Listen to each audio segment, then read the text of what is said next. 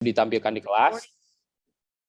Lalu sebagian yang lain karena nggak akan cukup waktu semuanya, itu nanti akan ditampilkan melalui YouTube. Gitu. Nah, sampai di sini masih ada pertanyaan? Belum ada pertanyaan? Bapak izin bertanya. Ya, boleh. Kalau yang presentasi itu minimal berapa orang atau maksimal berapa orang, Pak? Nah, yang presentasi nanti Bapak hitung dulu kira-kira cukup waktunya berapa ya. Kita kan hanya 100 menit ya. Mungkin kurang lebih berapa ya? 100 menit, anggap 60 menit dipakai untuk presentasi. Berarti mungkin sekitar 3 atau 4 lah. Sekitar 3 atau 4 yang presentasi langsung di kelas, sisanya melalui YouTube channel-nya. Kenapa Bapak mewajibkan seperti itu? Karena agar kalian terbiasa mempublikasikan hasil karya kalian. Karena kalian udah capek tuh membuat itu. Nah, sayang kalau nggak dipublikasikan melalui beberapa media publikasi. Nah, salah satunya media publikasi itu dengan video melalui YouTube ataupun yang lainnya. Gitu ya, agar orang yang awam ataupun perawat yang lain juga bisa melihat atau mendengarkan. Nah, lalu selanjutnya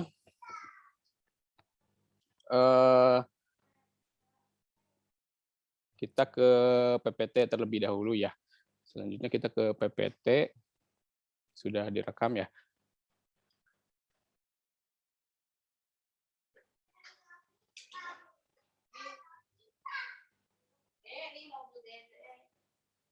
Nah, selama ini kalian sudah belajar terkait dengan antropologi kesehatan, karena mata kuliah ini sebenarnya tidak fokus ke antropologi keperawatan, tapi fokus ke seluruh antropologi kesehatan. Nah, diantaranya itu adalah ada subbagian yaitu antropologi keperawatan. Nah, kalau kalian nanti mengambil S2 atau S1 juga mungkin ada mata kuliah transkultural nursing gitu, ada nanti mata kuliah khusus untuk antropologi keperawatannya gitu. Bapak juga belajar antropologi keperawatan itu di S2, di S1 dulu Bapak nggak belajar, yang belajarnya itu antropologi kesehatan secara umum. Gitu. Jadi kalau dikategorikan itu ilmu antropologi itu adalah salah satu ilmu terapan. Nah, ilmu terapan yang dibagi lagi ke dalam banyak hal. Nah, salah satunya itu adalah antropologi antropologi kesehatan gitu. Salah satunya adalah antropologi kesehatan. Nah, antropologi kesehatan juga dibagi lagi menjadi antropologi kedokteran, antropologi keperawatan. Nah, satu tokoh yang paling terkenal di antropologi keperawatan itu adalah Leininger. Namanya Leininger. Ini patut kalian ingat atau hafalkan ya, Leininger. Madeleine Leininger ini adalah tokoh yang pertama kali mengembangkan antropologi keperawatan. Itu. Sebelumnya itu ilmu antropologi keperawatan itu nggak ada. Adanya itu antropologi kesehatan. Antropologi kesehatan juga sebelumnya juga nggak ada. Yang adanya itu antropologi umum.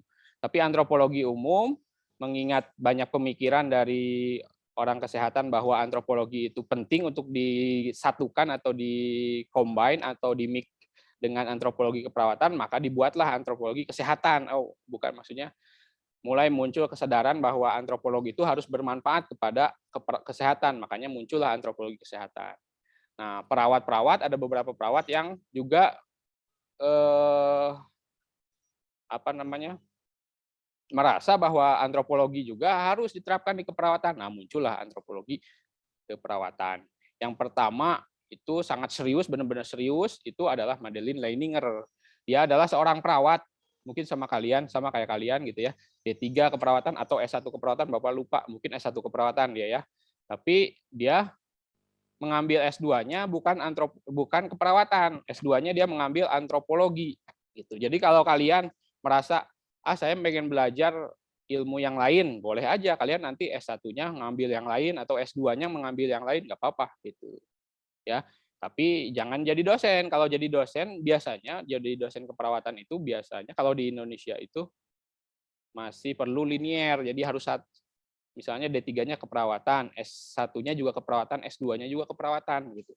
Kalau di Indonesia itu masih tradisional lah, untuk keilmuan itu terlalu linier, harus linier gitu, harus sama.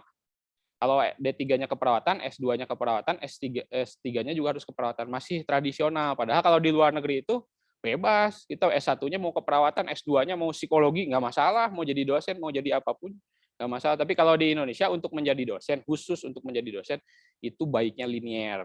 Karena apa? Karena aturan-aturan pemerintah, aturan-aturan undang-undang, aturan Kementerian Pendidikan, Kemendikbud gitu, itu masih terlalu mengagungkan linearitas gitu. Maka amannya kalau kalian ingin menjadi dosen, ambil yang linier.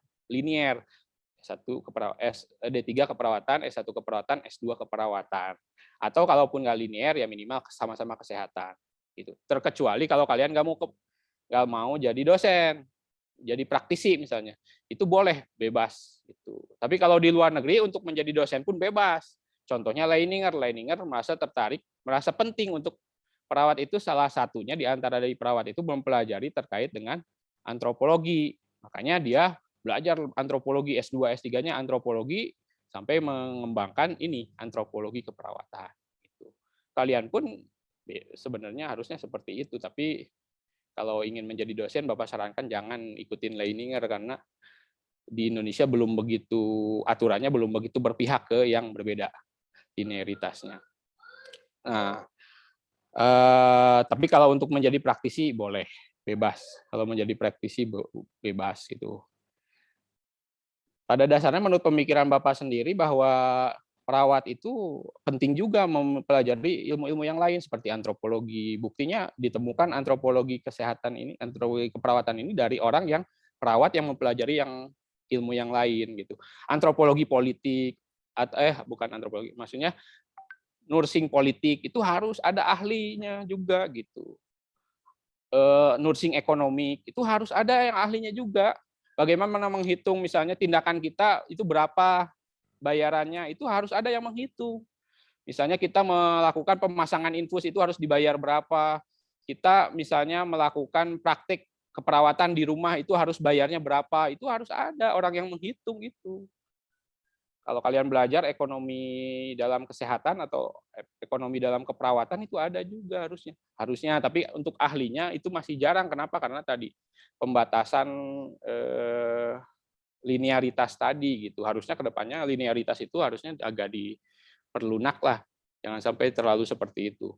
Jadi kalau dosen nggak linear, nanti untuk jadi profesor juga berat. Karirnya juga berat. Lalu diterimanya pun jadi dosen itu kadang-kadang susah gitu. Ada teman Bapak itu dia S1-nya dia pendidikan sastra Perancis. S2-nya dia mengambil ilmu komunikasi Unpad. S1-nya pendidikan sastra Perancis di UPI. S2-nya dia ilmu komunikasi Unpad. Gilirannya dikerja susah aja. Kenapa? Karena nggak linier. Pendidikan itu harus pendidikan S2-nya gitu. Gitu. Linearitas itu sering jadi bermasalah. Itu tambahan aja buat kalian ya. Siapa tahu kalian ada yang berminat jadi dosen linier, wajib linier, nggak boleh nggak linier. Karena aturan di Indonesia belum membolehkan itu untuk tidak linier seperti itu. Ya, kalaupun nggak keperawatan persis, itu minimal kesehatan masyarakat. Nanti lihat di undang-undangnya. Nah, ini budaya ini kita lewat aja karena sudah sempat dipelajari ya di budaya sebelumnya. Nah ini Transcultural Nursing Leininger tahun 2002 mengeluarkan pernyataan ini. Nah Bapak bacakan sejarahnya dulu ya.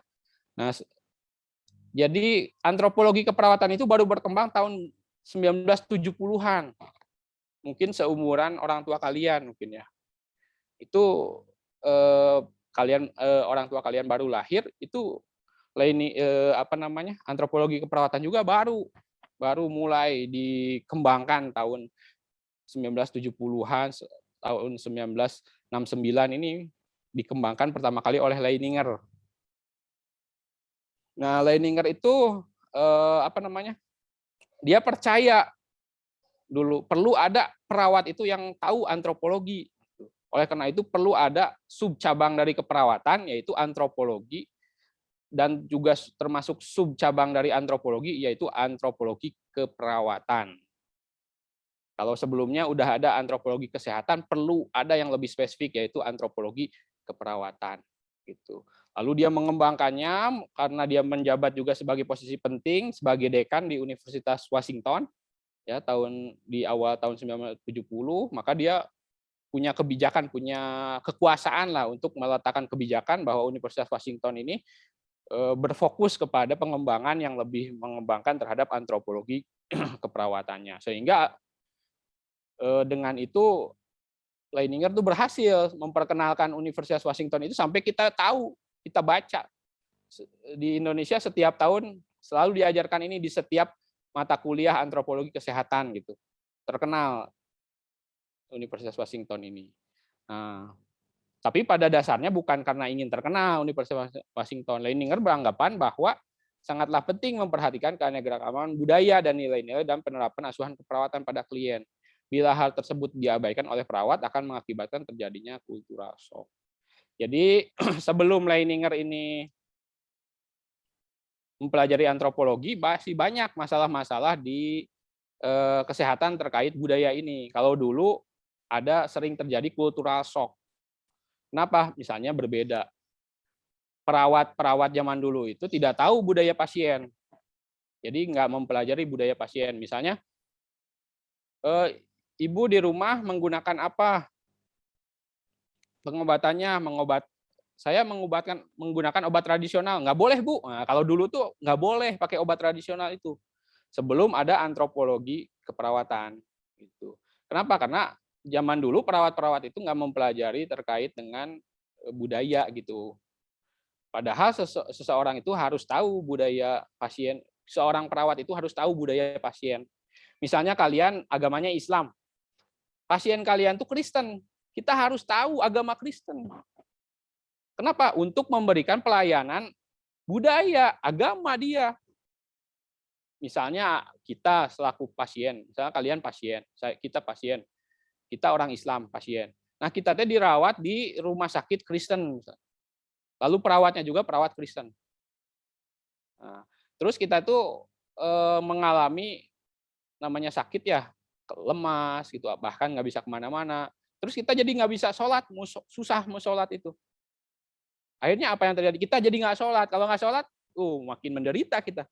Udah mah sakit, saya nggak sholat, berasa berdoa, dosa. Akhirnya apa? Kesembuhan kita akan semakin menurun. Gitu. Harusnya di rumah sakit tersebut juga tahu, agamanya apa? Islam. Ibu, Bapak mau saya bantu untuk sholat, wudhu, saya ambilkan ya wudhunya. Nah, dengan itu kita wudhu, terus kita sholat, nah kita akan merasa lebih tenang. Nah, sama kebalikannya kalau pasien Kristen juga, misalnya kitanya perawat Islam, harus kita fasilitasin, kita harus tahu, pertama harus tahu dulu apa budayanya, agama Kristen itu berdoanya seperti apa, kita bantu untuk berdoa atau ritualnya gitu, seperti itu gitu. Jadi kita selaku perawat harus tahu budaya pasien misalnya. Kalau dulu nggak ada tuh pelajaran seperti itu. Misalnya kalau dulu belum tahu bersikap, misalnya kayak gini, kita misalnya punya kepercayaan di keluarga kita misalnya. Kalau sakit itu, kalau anak kecil itu harus menggunakan jimat. Nah, ada perawat datang. Itu apa itu di lehernya? Di leher anak ibu, adik kita misalnya.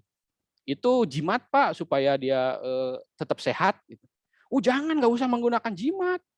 Jimat itu nggak berfungsi kalau secara medis, itu nggak ada fungsinya, nggak ada gunanya itu. Nah, apa yang terjadi ke kita? Kita akhirnya terpaksa buka jimatnya. Tapi namanya perasaan ya, itu berpengaruh. Kita percaya bahwa jimat itu bekerja gitu. Tapi kita tidak menggunakan jimat, anak kita tidak menggunakan jimat. Rasanya tiba-tiba besoknya sakit. Gara-gara si eta dibuka jimatnya jadi sakit. Gitu. Karena segala sesuatu itu bisa aja karena perasaan. Karena persepsi kita. Misalnya kalian gini deh.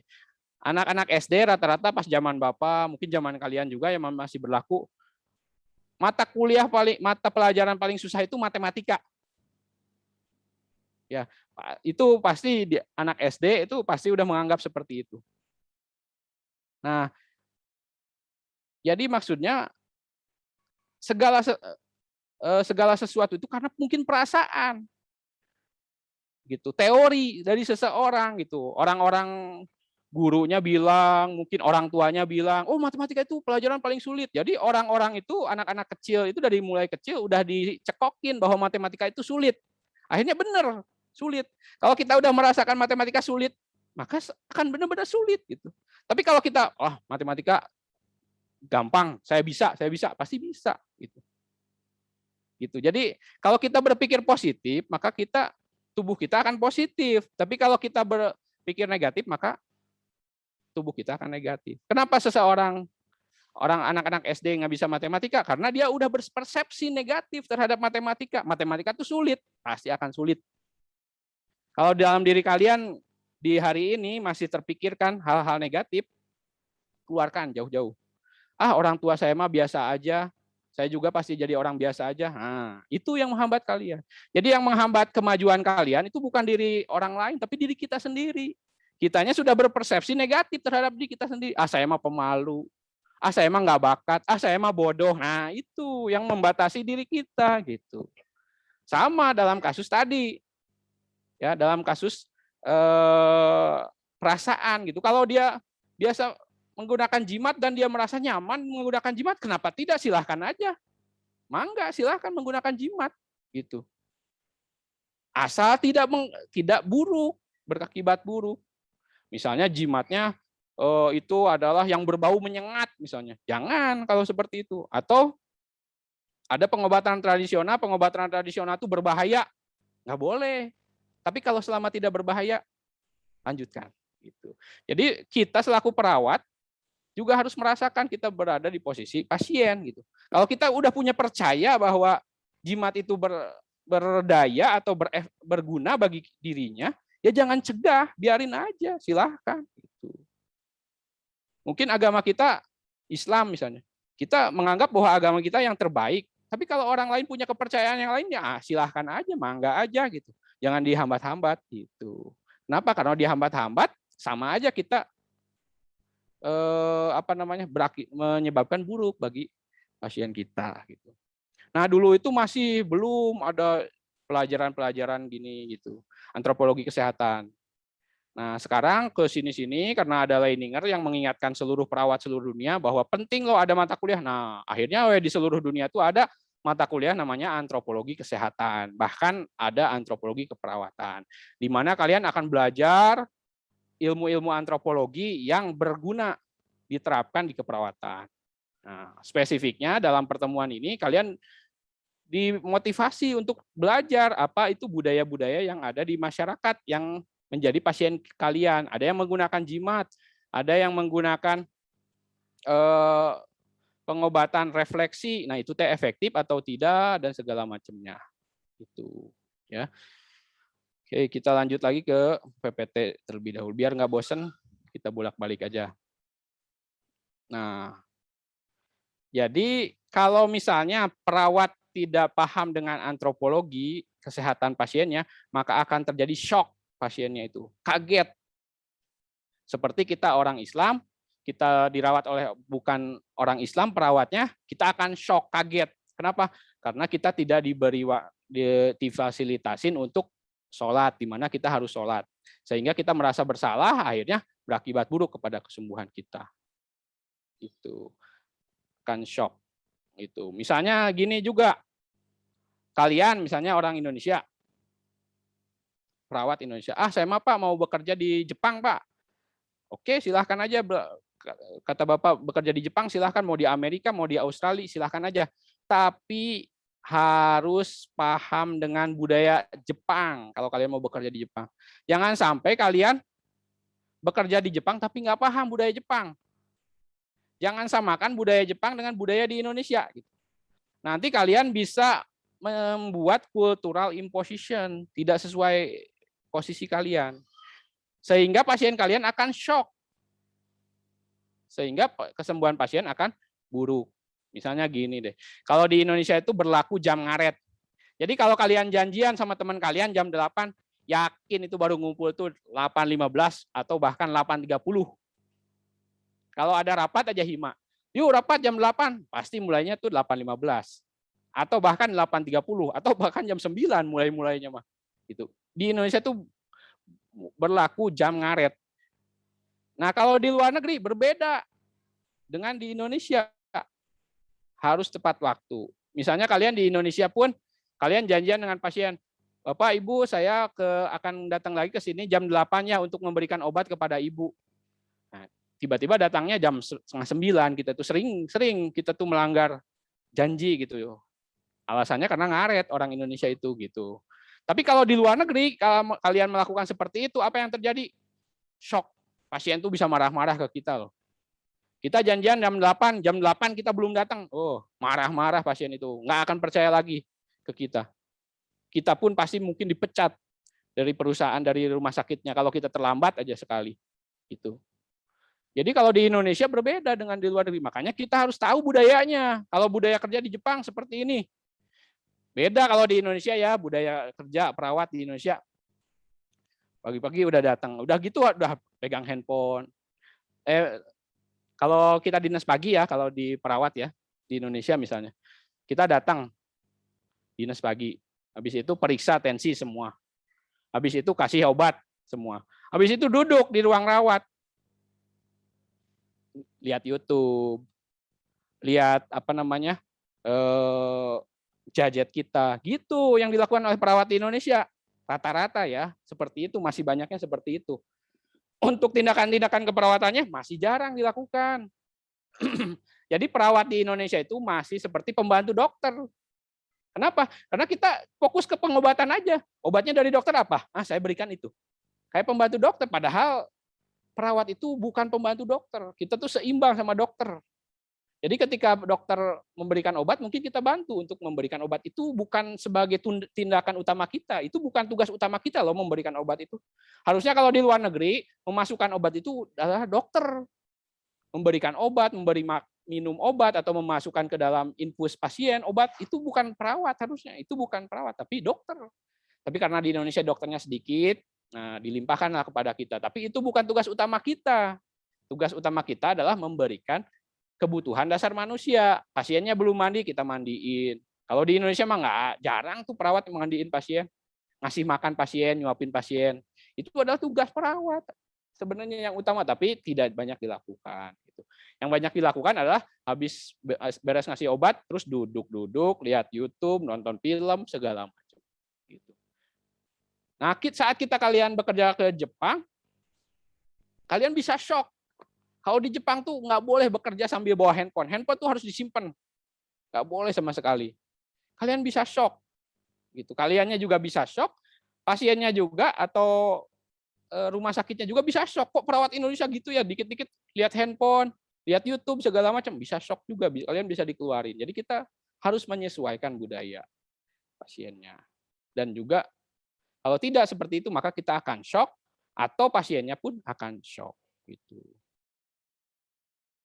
Nah, ini kita balik lagi ke sini. Nah, transcultural nursing itu, ini menurut pengertian menurut Leininger, kalian bisa baca sendiri ya. Jadi, atau kita baca aja ya.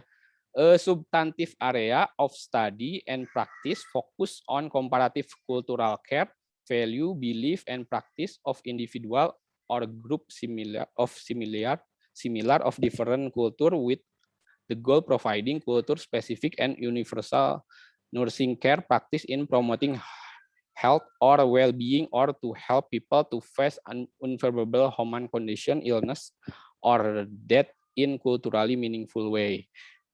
Nah, ini pengertian menurut Leininger terkait transcultural nursing. Jadi,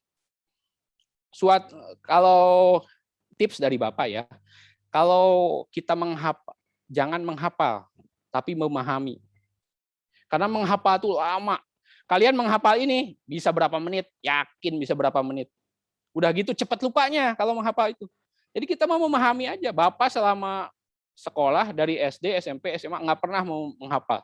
Makanya Bapak kalau ditanya hafalan kurang. Tapi kalau memahami, Bapak selalu memahami. Kenapa? Karena menurut Bapak lebih baik kita memahami. Memahami itu waktunya sedikit yang dibutuhkan, sehingga efektif, sehingga efisien lah kita bisa baca yang lain gitu. Lalu yang kedua juga Kalau memahami itu ingatnya lama. Kalau menghafal mungkin hari ini ingat, oh udah dihafalin 30 menit ingat. Besok udah lupa. Apalagi tahun depan udah lupa banget. Sayang gitu waktu yang kalian habisin buat menghafal. Jadi lebih baik dipahami aja. Intinya kalau kita menghafal dari Leininger itu, menurut Leininger itu bahwa transcultural nursing itu adalah suatu ilmu bagian dari antropologi yang dia bertujuan agar kita bisa memberikan pelayanan yang berkualitas lah, yang sempurna buat pasien gitu. Tujuannya itu dengan memberikan pelayanan keperawatan yang sesuai dengan budayanya dia. Jangan sampai kita memberikan pelayanan terhadap budaya Sunda, kita berikan pelayanan budaya Jawa, budaya Batak, beda. Kita berada di negara Indonesia, kita memberikan pelayanan di negara Eropa, beda. Karakteristiknya berbeda gitu. Ya, jadi kayak gitu aja, memahami aja, nggak usah menghafal gitu. Ya. Gitu. Tips dari Bapak seperti itu. Tapi memang ada yang beberapa juga yang harus dihafal, tapi nggak semuanya wajib dihafal. Walaupun pada ujian memang ada yang sama persis ini. Pengertian dari Leininger apa ini? Tapi kalau kalian pahami, udah paham. Oh ini intinya, inti. Nggak usah hafal juga nggak masalah. Gitu. Karena kan kita jarang ujian PG ya, ujian esai ya. Kalau ujian esai memang. Tapi kalau Bapak kadang-kadang kalau ujian esai nggak boleh sama. Kalau sama nyontek berarti nggak boleh. Harus beda bahasa sendiri gitu. Memang harusnya gitu, nggak boleh sama. Karena kalau sama itu jadi kita nggak paham, cuma hafal. Ingat, menghafal itu adalah bagian terbawah dari kognitif. Menghafal, memahami. Itu. Baru kesananya menganalisis dan segala macam. Jadi menghafal itu paling dasar. Begitu. Artinya sebenarnya yang titik tolak kita, Leininger itu tujuannya dulu. Tujuannya apa? Memberikan pelayanan kesehatan yang sesuai budaya kita. Kita orang Islam ingin loh diperlakukan oleh perawat itu seperti ini. Kita orang Kristen ingin loh diperlakukan oleh perawat itu seperti ini. Kita orang Sunda ingin diperlakukan seperti ini. Itu setiap budaya itu punya karakteristik masing-masing yang menyebabkan setiap perawat itu harus memberikan pelayanan sesuai karakteristik budayanya tersebut. Misalnya kayak gini deh. Kalau di Indonesia ya, misalnya kalian kerudung panjang, gitu ya, kerudungnya panjang menutupi semua, ahwat banget lah istilahnya. Terus kalian dirawat oleh perawat laki-laki. Maka apa yang akan terjadi? Ketika berkomunikasi kalian selaku perawat, selaku pasien misalnya, kita selaku pasien, pasti kita nggak akan menatap pasien, nggak akan menatap perawat gitu. Pasti akan menunduk gitu, menginginkan. Gitu. Ada suatu perawat, misalnya dia nggak paham dengan antropologi keperawatan. Ketika kita melihat bahwa pasien itu berkerudung panjang, kita seorang laki-laki, dia perempuan gitu, jangan menatap, jangan terlalu dekat juga, nggak boleh terlalu dekat gitu, karena bikin tegang pasiennya. Terlalu dekat ini, nggak boleh. Apalagi pegang-pegang, nggak boleh. Beda kalau di luar negeri. Kalau di luar negeri itu kalau kita counter dengan pasien, itu mata dengan mata itu nggak boleh terlalu jauh. Lalu pasien dengan perawat itu harus bertatap-tatap, nggak bertatap-tatap. Beda kan? Makanya sesuatu yang benar pada budaya yang satu belum tentu benar pada budaya yang lain. Makanya ketika kita menjadi perawat orang Indonesia, ya berbeda ketika menjadi perawat orang Eropa. Beda banget. Kalau kalian menjadi perawat orang Eropa, nggak boleh tuh terlalu jauh. Apalagi menundukkan pandangan gitu. Kalau di Indonesia mungkin kalian berkerudung panjang, perawat berkerudung panjang, melihat pasien kalian yang laki-laki gitu ya, pasti kalian akan menunduk gitu. Akan agak menunduk lah, nggak menatap langsung gitu. Tapi kalau di luar negeri nggak boleh. Kalau di Indonesia mungkin masih, paham, ini perawat uhti nih, uhti nih, jadi nggak apa-apa, nggak masalah gitu. Kalau orang Indonesia, pasien Indonesia ya. Tapi kalau pasien di luar negeri itu, ini perawat nggak menghormatin banget, ini nggak peduli banget, masa ngelihat aja nggak mau. Gitu. Kalau di luar negeri Kayak gitu. Posisi lurus, pandangan lurus ke depan, mata ketemu dengan mata, posisi tangan terbuka, nggak boleh tertutup. Lalu juga tepat janji, nggak boleh ngaret. Lalu juga harus senyum. Di Indonesia juga harus ya senyum. Lalu berarti nggak ada bedanya dengan Indonesia. Lalu kalau dia cerita misalnya, Bapak keluhannya apa? Oh, saya itu punya penyakit ini segala macam. Dia sampai nangis. Nah, kita harus tepuk-tepuk. Touching, ada touchingnya juga gitu. Nah, berbeda kalau di Indonesia. Kalian tepuk-tepuk seperti itu marah pasiennya. Tegar, misalnya punya pasien tegar, kerudungnya panjang, dia terus cerita, dia sampai nangis segala macam, terus dia tegar tepuk-tepuk kayak gitu, bisa marah pasiennya. Beda, jadi karakteristiknya gitu ya. Oke, jadi baiknya sebenarnya kalau di Indonesia itu harusnya ya rumah sakit itu membedakan kalau pasiennya perempuan, itu perawatnya perempuan. Kalau laki-laki, perawatnya juga laki-laki. Yang ideal tuh seperti itu. Gitu. Pertama, perlindungan terhadap pasiennya. Yang kedua, perlindungan juga terhadap perawatnya. Jangan salah kata, jangan salah loh. Perawat itu banyak loh yang dimanfaatin oleh pasien. Aduh, saya lemes segala pengen disuapin oleh perawatnya karena perawatnya cantik. Itu banyak kejadian seperti itu gitu. Banyak kejadian aduh sakit gitu. Padahal karena perawatnya cantik gitu. Kayak gitu. Jadi banyak yang dimanfaatkan juga oleh pasien itu gitu. Kita selaku perawat gitu.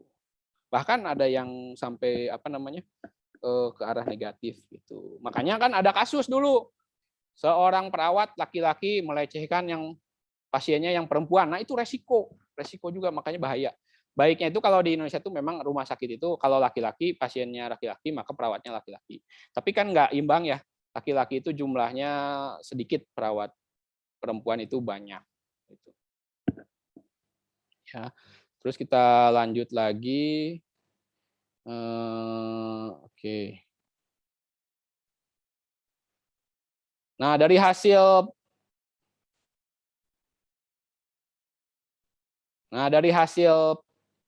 apa yang dipelajari oleh Leininger melakukan penelitian, banyak penelitian. Dia belajar sampai kuliah S2, S3 gitu. Dari kuliah S2, S3-nya tersebut, sekaligus dengan penelitian yang lain, dia melakukan penelitian yang lain, sehingga muncullah teori Leininger ini. Ini adalah teori pertama dalam transkultural nursing. Terkenal dengan sunrise model disebutnya, yaitu model matahari terbit, karena seperti matahari terbit.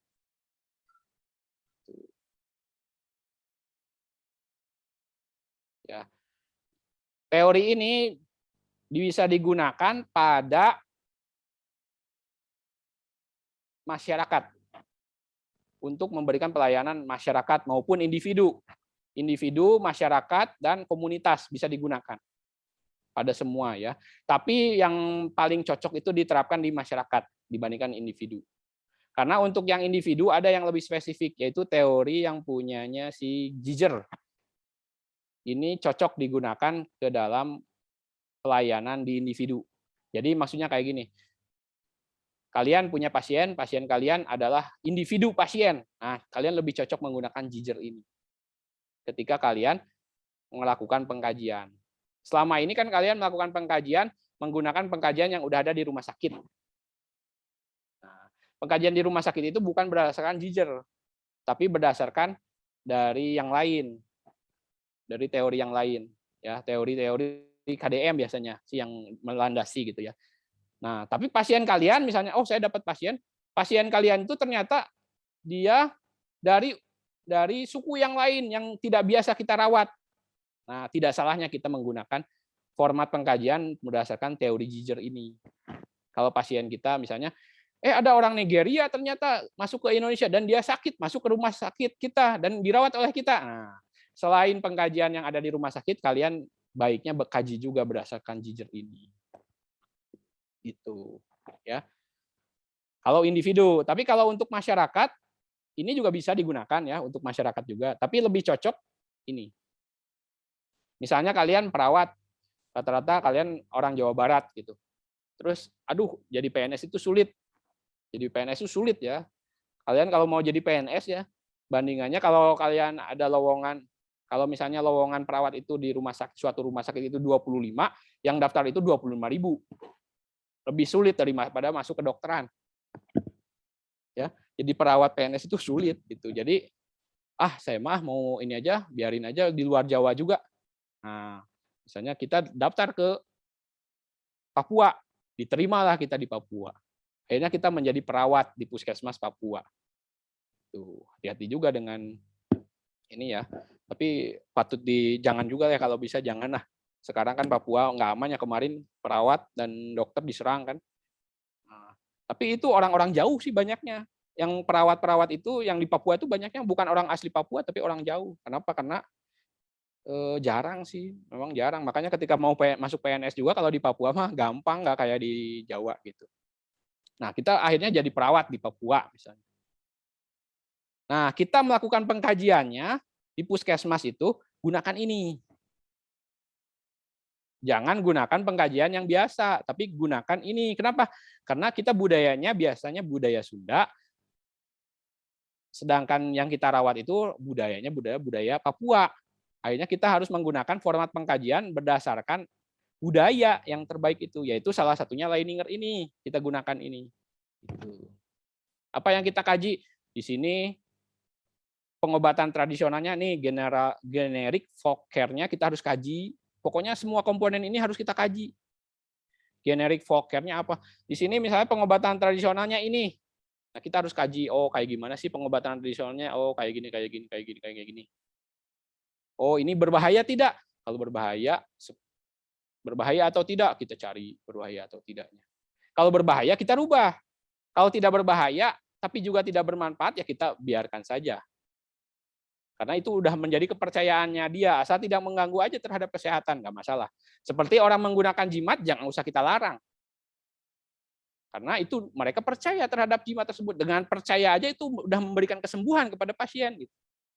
Tapi kalau misalnya dia pengobatan tradisionalnya itu bagus, kita rubah menjadi kita dukung. Ini pengobatan tradisionalnya bagus loh, tetap dipertahankan ya. Nah, kita dukung. Kita harus memperkuat gitu agar terus dilakukan oleh masyarakat. Ya. Oke, sehingga pasien di Papua bisa sehat gitu. Lalu juga terkait dengan yang lainnya ini juga harus dikaji semuanya, ekonominya, politiknya seperti apa, value-nya, edukasinya, kinship-nya, religinya, agamanya di Papua itu apa? Ada nggak agama kepercayaan agama yang terkait dengan kesehatan? Itu harus kita kaji semuanya agar kita bisa memberikan pelayanan yang sesuai budaya. Gitu. Kalau misalnya kalian tiba-tiba ke sana menjadi perawat di Papua, terus kalian nggak melakukan pengkajian ini, apa yang akan terjadi? Nggak akan maksimal pelayanannya. Karena budayanya juga udah masih beda. Nggak ada tuh yang namanya bekam, itu di Papua mungkin nggak laku. Gitu. Yang ada tuh pengobatan tradisional Papuanya, misalnya dengan buah merah atau seperti apa, itu bagus atau enggak, kita harus bisa bersikap gitu. Jangan sampai nanti orang Papuanya bertanya kepada kita, Bu, kalau misalnya buah merah itu bagus nggak buat kesehatan? Gimana ya? Saya juga nggak tahu. Nah, harus bisa menjawab itu. Saya kan, Bu, saya di RW di kelurahan saya, orang Papua bertanya ke kita, itu banyak menggunakan obat tradisional ini, misalnya. Ini boleh atau enggak? Nah, kita harus bisa menjawab itu semua. Itu. Ya. Jadi teori-teori ini cocok digunakan pada individu masyarakat yang sangat kental dengan budaya, unsur-unsur budaya. Seperti di Papua masih sangat kental. Kalau di Sunda itu ada namanya kampung Sunda apa ya, lupa namanya, yang di dekat Tasikmalaya itu perbatasan. Aduh lah. Kampung Naga, Bapak. Kampung Naga, ya Kampung Naga. Itu sangat cocok diterapkan. Atau di Banten tuh apa namanya? Banten apa namanya sukunya tuh? Banten. Dayak. Dayak ya? Dayak lagi. Baduy, Bapak. Baduy. Baduy. Baduy, Baduy. Nah, Baduy. Ini cocok di Dayak, cocok. Kalau kita menjadi perawat-perawat di suku-suku itu cocok banget ini. Cocok banget. Tapi kalau di rumah sakit yang modern memang kurang cocok diterapkan ini karena ini. Atau yang kedua, teori-teori ini cocok digunakan di budaya-budaya yang belum kita tahu. Kita bekerja di Jepang. Nah, kita harus kaji ini semua sebelum ke Jepang itu. Kalau bisa sebelum ke Jepang pun udah mengkaji. Oh, orang Jepang itu seperti ini loh. Pengobatan tradisionalnya ini loh. Semuanya kita tahu. Ketika ke Eropa juga kita tahu. Kita kaji ini dengan menggunakan dua ini. Gitu. Jadi sebelum kalian wawancara kerja misalnya ke Jepang atau ke Amerika, pelajari dulu budayanya. Bukan cuma bahasanya yang kalian bisa, tapi budayanya. Karena itu sangat mendukung. Apa yang kamu sudah persiapkan? Saya sudah belajar budayanya orang Amerika, di mana orang Amerika itu seperti ini. Ketika berkomunikasi harus bertatapan langsung, harus juga dekat, tidak boleh terlalu jauh, lalu juga harus tepat janji, nggak boleh berbohong atau ngaret. Gitu. Jadi kita bisa tahu, gitu. Sehingga ketika wawancara kita bisa sukses wawancara kita. Ingat, kalau kita misalnya makan di gelas, apa yang terjadi? Nggak enak rasanya. Memang bisa, makan pakai gelas bisa nggak? Bisa. Tapi apakah enak? Kan nggak nyaman. Ya. Jadi teori-teori biasa bisa digunakan pada keadaan apapun. Tapi yang terbaik dalam keadaan misalnya pasien kita itu lekat dengan budaya atau pasien kita itu berbeda budayanya dengan kita, banyaknya adalah teori-teori ini yang paling yang bagus kita terapkan. Ya. Oke, seperti itu ya. Ini jadi teori antropologi keperawatan Leininger dan David ini cocok diterapkan pada pada masyarakat atau individu yang masih kental budayanya. Masih sangat kental budayanya. Dan atau pada tempat individu atau tempat atau masyarakat yang kita berbeda dengan budaya kita. Ini cocok. Misalnya kita bekerja di Jepang, bekerja di Amerika, gunakan teori ini untuk melatih kita juga. Untuk terbiasa dengan budaya mereka, dan juga kita bisa memberikan pelayanan yang sesuai dengan budaya Indonesia. Nah, sesuatu yang berada di luar negeri kadang-kadang nggak cocok dengan di Indonesia. Misalnya nih, ini intermezzo mungkinnya bukan terkait langsung dengan keperawatan ya. Kayak gini. Kalau di luar negeri itu ya budayanya ya. Kalau kalian tahu ya, mungkin kalian pernah sering lihat video-video YouTube pernikahan antar beda budaya, misalnya orang Indonesia nikah sama orang Eropa, misalnya orang Jepang gitu. Ya, mungkin kalian kalau mau bisa nonton tuh. Karena banyak hal yang kita bisa pelajari dan menarik juga, pengen ketawa gitu kadang-kadang. Nah, orang Indonesia itu kalau menikah sama orang Jepang itu sering kali ada konflik. Orang luar negeri lah, orang Eropa khususnya ya. Kamu pernah baca tuh dari vlognya siapa? Nah, kalau orang Indonesia itu, kalau namanya toilet itu harus basah. Kenapa? Karena kalau cebok atau kalau mandi ataupun apa ya itu tuh harus basah. Kalau mau ke kamar mandi itu pasti harus basah. Makanya lantainya kan basah. Rata-rata di Indonesia. Tapi kalau orang Eropa, lantai kamar mandi itu nggak boleh basah sama sekali. Jorok katanya. Kamu mah jorok. Kamar mandi kok bisa basah kayak gini.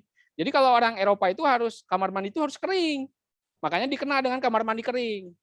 Beda dengan orang Indonesia. Kalau orang Indonesia nggak ada air, berarti itu belum ke kamar mandi kalau nggak ada air gitu. Makanya ketika kita datang ke rumah sakit, Bapak pernah datang ke Cipto ya, Cipto rumah sakit ya, rumah sakit Cipto. Ke kamar mandinya. Kan kamar mandinya kamar mandi kering tuh. Nah, kamar mandi kering. Pas Bapak masuk ke situ, basah semua. Kamar mandi kering kok basah, jadi kan becek gitu. Nggak jelas gitu. Karena kalau orang Indonesia kan istilahnya kan toilet duduk gitu ya. Nah, dia ceboknya di bawah juga ikut. Jadi kan basah gitu. Sedangkan kalau basah gitu kamar mandi kering, di setting kamar mandi kering terus jadi basah kan jadi becek. Karena nggak ada pengeluaran airnya gitu. Ya. Jadi seperti itu. Nah, Jadi itu sering menimbulkan konflik juga kalau pernikahan misalnya dia orang Indonesia nikah sama orang Eropa. Itu jadi konflik. Ih, kamu mah jorok. Masa kamar mandi basah semua kayak gini? Ya udah orang Indonesia mah harus gitu, kamar mandi itu harus basah gitu. Ya. Jadi beda, setiap budaya itu berbeda. Makan juga ya, makan kalau di Indonesia nggak enak kayaknya kalau nggak makan pakai tangan. Enak, makan paling enak itu pakai tangan. Kalau di luar negeri dianggap jorok kalau makan pakai tangan kayak gitu. Gitu ya, jadi beda.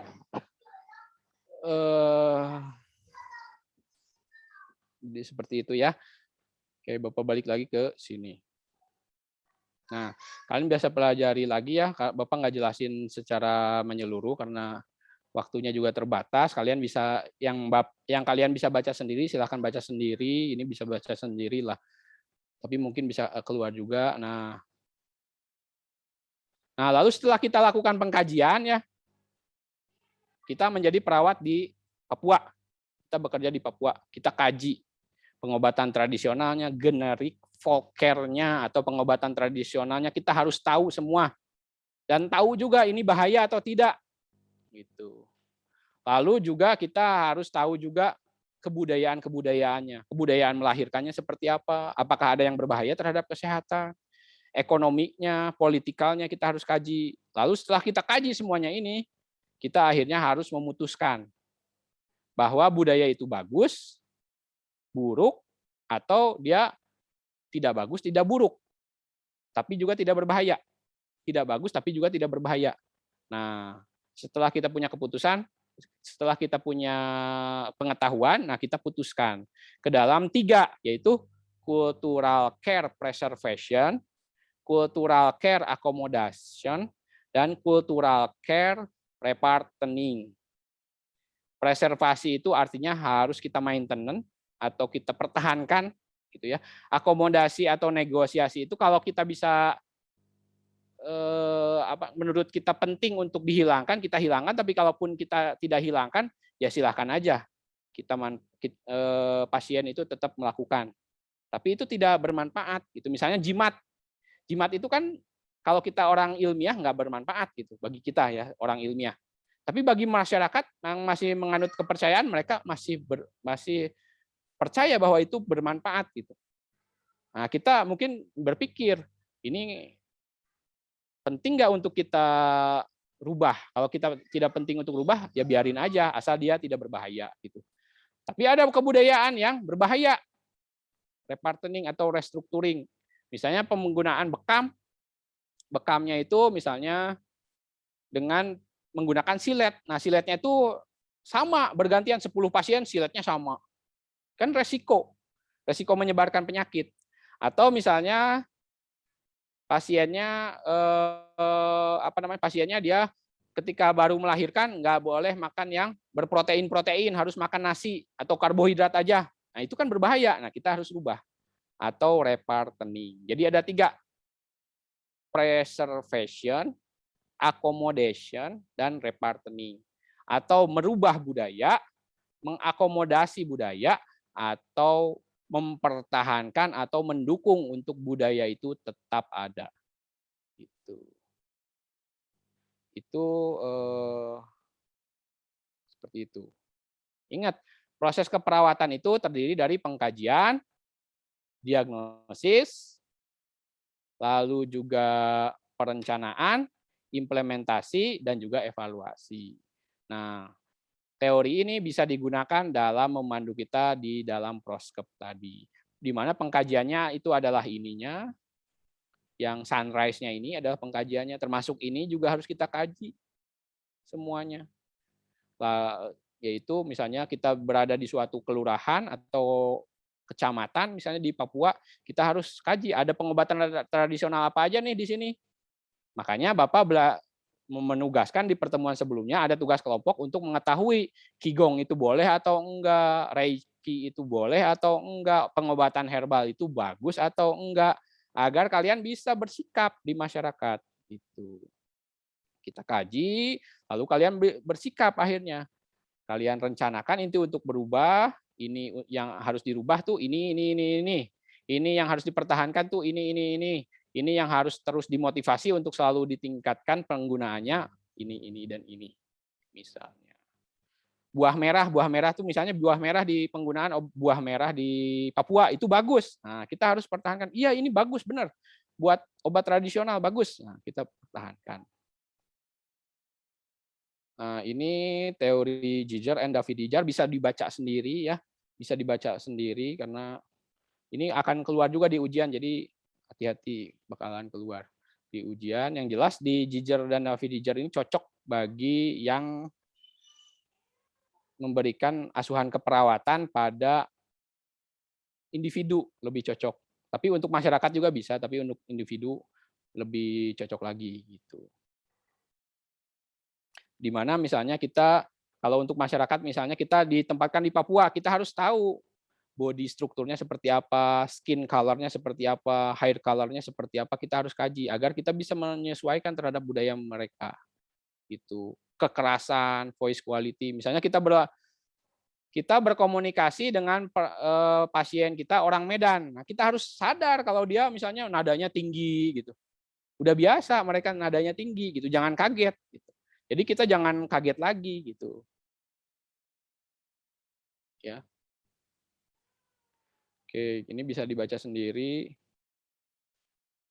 Nah, ini ada teori yang lain juga adalah Campina-Bacot. Ini juga bisa dibaca sendiri. Campina-Bacot. Terus ada juga Purnell. Ya, teori model di antropologi keperawatan itu ada Purnell satu lagi. Purnell. Ya, ininya ini nih. Dia kayak roda gitu kalau Purnell. Purnell bisa. Purnell juga bisa digunakan. Masing-masing punya kelebihan kekurangan sendiri. Tapi yang pertama mengeluarkan teori itu ini si Leininger ini. Lalu muncul yang lainnya. Ini Campina-Bacot nih termasuknya baru tahun 98 nih. Nah, kalau Purnell ini juga baru juga, ini termasuknya baru, tapi nggak tahu nih tahun berapa nih. Ya, bisa digunakan. Atau menggabungkan dua teori, boleh. Tapi kalian kan selaku D3 ya kalian sebatas tahu aja. Karena nanti yang buat kuesionernya, yang buat format pengkajiannya itu bukan D3, karena D3 itu tidak diberikan keterampilan untuk membuat format pengkajian. Nanti format pengkajian itu yang bertugas membuat itu S1 keperawatan, nurse. Itu yang sebenarnya punya kompetensi gitu. Tapi kalau kalian bisa juga nggak apa-apa, karena kan kalau di beberapa daerah kan nurse-nya nggak ada, berarti kalian harus tahu, harus bisa membuat dari sini. Atau kalian ambil aja dari yang sudah ada dibuat, biasanya bisa, kalian tinggal gunakan bisa sebenarnya. Gitu. Tapi dari teori ini bisa digabung. Antara Purnell dan ini mau digabung misalnya dengan Leininger. Karena di Leininger nggak ada yang spesifik misalnya terkait dengan pregnancy. Nah, padahal pengkajian pregnancy itu penting juga. Gitu. Karena pregnancy ini sangat berpengaruh terhadap kesehatan.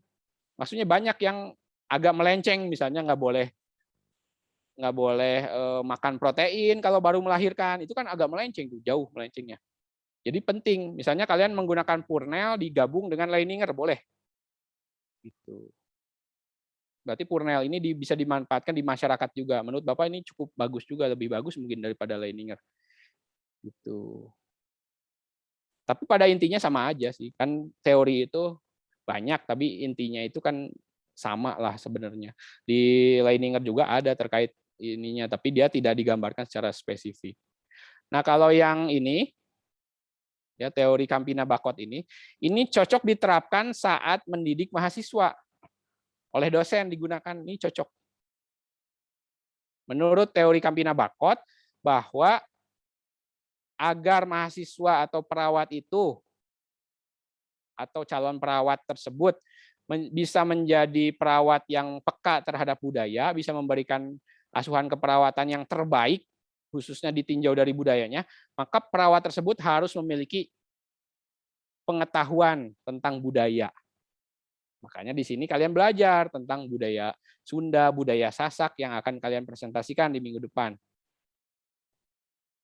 gitu. Lalu juga kalian harus punya cultural awareness atau awareness itu kesadaran ya, kesadaran kultur. Jadi kalian harus lalu juga cultural desire. Ini mirip-mirip ya, awareness, cultural desire sama encounter. Jadi keinginan kalian loh punya memberikan budaya. Karena tahu aja nggak cukup kalau tanpa ada motivasi. Kalian tahu bahwa budaya itu beda-beda. Oleh karena itu kalian harus termotivasi untuk memberikan pelayanan yang sesuai budaya. Kalau pasien kita orang misalnya budayanya Kristen, maka kita harus memberikan pelayanan budaya. Tawarkan untuk ibadah, tawarkan untuk melakukan kebiasaan dia. Sama di Sunda juga. Kalau misalnya pasien kita rata-rata orang Sunda, kalau dia mau menggunakan jamu, persilahkan, jangan dilarang-larang. Karena itu adalah hak mereka untuk menggunakan kepercayaan mereka itu, walaupun mungkin jamu tersebut tidak berefek secara signifikan, tapi kan minimal tidak berbahaya. Kalau berbahaya kita larang baru. Tapi kalau mereka boleh, mereka tidak berbahaya, jamu itu tidak berbahaya, kita harus tetap berikan. Karena itu adalah pelayanan budaya. Lalu juga kita punya cultural skill juga. Cultural skill, kita bisa memberikan skill-skill keterampilan yang sesuai budaya kita. Misalnya kita memberikan askep saat berinteraksi dengan pasien. Nah, kita harus sesuai dengan budaya dia. Kalau dia kerudung panjang, janganlah menatap dia. Kalau laki-laki. Kalau kitanya perempuan misalnya. Kalau perempuan, kita ke laki-laki, janganlah menatapnya dia. Juga gitu. Beda dengan orang Eropa gitu. Atau orang luar negeri, mungkin dia lebih suka kalau ditatap, pandangan langsung dan segala macam. Gitu. Dan ini pembelajaran yang nggak akan cukup dengan hanya antropologi keperawatan. Antropologi keperawatan dalam hal ini, dalam pembelajaran Bapak ini, harus bisa memacu kalian untuk, tadi kelihatan nggak Purnia tadi? Enggak ya? Ke pause ya? Nah ini ada ya. Tadi ke pause kayaknya sama Bapak. Ini Purna. Ini Campina Bakot, cocok digunakan dalam lingkup pendidikan atau pelatihan terhadap perawat yang ingin ditingkatkan kemampuan antropologi nursingnya. Terus juga yang ini cocok pada saat di masyarakat. Mungkin ini bersaing sama Leininger atau bisa digabung ini sama Leininger dijadikan sebuah format pengkajian. Bagus ini. Saling melengkapi satu sama lain itu. Walaupun kalian tidak dituntut untuk kompetensi seperti itu, tapi tidak ada salahnya untuk tahu gitu. Nanti bisa dikembangkan dengan menggunakan uji-uji pengembangan instrumen. Terlalu tinggi kalau Bapak jelaskan di sini gitu ya. Oke. Nah selanjutnya Bapak ingin jelaskan bahwa pembelajaran kali ini di mata kuliah kali ini tidak cukup sebenarnya untuk kalian memiliki skill-skill tadi, memberikan pelayanan peka budaya seperti yang dicita-citakan oleh Leininger, bahwa perawat itu harus bisa memberikan pelayanan keperawatan yang sesuai budaya pasien. Nggak akan cukup karena kita cuma 14 kali pertemuan selama 100 menit, nggak akan cukup. Apalagi di antropologi kesehatan ini nggak spesifik langsung ke antropologi keperawatan. Oleh karena itu, Bapak memotivasi kalian untuk banyak membaca. Banyak membaca. Ketika nanti kalian sudah perawat, banyak membaca. Jadi nggak ada yang pertanyaan yang nggak bisa kalian jawab. Kalian harus bisa jawab. Pak, kumis kucing itu bagus nggak? Teteh perawat, kumis kucing bagus nggak buat penyakit saya? Nah, harus bisa menjawab. Saya tiap minggu bekam. Itu bagus nggak? Nah, kita harus bisa menjawab. Ini saya menggunakan jimat. Boleh nggak? Kalian harus bisa menjawab. Saya menggunakan refleksi. Itu bagus nggak? Kita harus bisa menjawab. Kalau anak saya sakit, demam, saya menggunakan bawang putih, bawang merah yang diulek terus dibalurkan ke seluruh tubuhnya. Itu bagus atau enggak? Nah, kita harus bisa menjawab. Bayangkan aja 14 kali pertemuan untuk bisa menjawab itu semua, rasanya nggak akan mungkin. Karena di masyarakat itu sangat-sangat berbeda. Lalu ini masalah yang sering terjadi ya di masyarakat, Bapak akan ini ya. Kalau di masyarakat tuh kayak gini, beranggapan misalnya kayak gini, Bapak pernah ketemu sama orang darah tinggi. Nah, dalam suatu konsep keperawatan, bahwa darah tinggi itu adalah penyakit kronis. Artinya penyakit yang tidak bisa disembuhkan. Dia harus minum obat itu seumur hidup. Itu konsepnya seperti itu. Konsep medis maupun perawat ya. Terkecuali misalnya ada yang darah tinggi, kok tiba-tiba besoknya rendah, itu berarti bukan darah tinggi. Karena darah tinggi itu harus diperiksa berkali-kali. Itu secara konsep seperti itu. Jadi obat darah tinggi itu seperti itu. Penyakit kronis yang terus menahun, bahkan sampai dia mati, sampai dia meninggal baru sembuh itu. Bukan sembuh ya. Baru hilang penyakitnya, karena hilangnya juga dirinya sendiri gitu. Jadi artinya penyakit hipertensi itu penyakit yang tidak bisa disembuhkan. Dalam konsepnya seperti itu. Semua orang percaya itu. Nah, tapi banyak pasien tuh seperti ini. Berobat ke dokter. Kata dokternya, Bapak teh darah tinggi, ini darahnya lebih dari 140/90. Bapak darahnya 180/120. Artinya tinggi banget. Oleh karena itu, pasiennya harus diberikan obat. Diberikanlah obat. Captopril namanya, biasanya disebutnya. Captopril, amlodipin, nifedipin, gitu. Pin belakangnya, atau captopril. Obat paling dasar itu captopril. Gitu. Lalu setelah itu, pasiennya pulang. Minum obat habis, pasiennya nggak pernah berobat lagi. Malah dia menggunakan jamu. Misalnya rebusan alpukat, rebusan kumis kucing, mengkudu gitu. Dia menggunakan itu. Ketika kita perawat berdatang ke situ, Bapak waktu itu datang, Bapak punya darah tinggi, selama ini berobat nggak? Oh, saya mah menggunakan obat tradisional aja. Padahal yang kita tahu ya, obat tradisional itu banyaknya efeknya itu tidak maksimal. Obat tradisional itu harus dijadikan sebagai obat alternatif saja. Tidak boleh menjadi komplementer.